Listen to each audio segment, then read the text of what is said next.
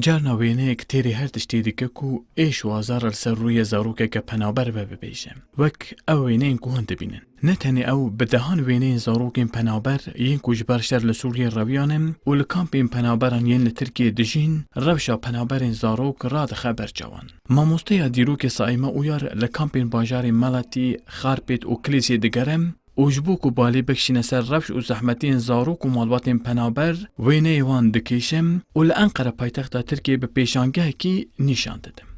Serkêşa wê pêşangehê mamoste û wênegir Saîme Uyar dibêje êdî her kes penaberan paşguh dikim û naxwaze guh bide êş û janên wan. Ber vê çendê ji bo baldariyê wê ev pêşangeh amade kiriye. 2019'da ben Malatya'da Di sala 2019 de li bajarê Meletiyê di kempên penaberan de min wek mamoste kar kir û vê çaxê min biryar da ku ez wêneyên zarok û malbatên penaber bikêşim. Herkes penaberan paşguh dike û heta êdî di medyayê de jî zêdecih nagirin. Lêbelê her roj li deryayan de penaber canê xwe ji dest didin û di rêyan de ji serma dimirin. Ji bo ku balê bikêşim ser rewşa penaberan, min ev pêşangeh amade kir.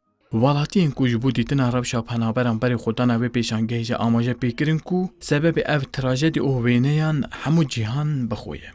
Göçmenler konusu tabii başlı başına Mijara penaberan kêşeyeke mezin ya vê serdema me ye û girtina wêneyê zarokên penaber karekî gelekî zehmet e. Ji ber ku hûn dikarin hemû êş, jan, zehmetî, dilşikestin, xweşî û nexweşiyê di çavê zarokên penaber de bibînin. Biya min pêşangeheke gelekî watedar e.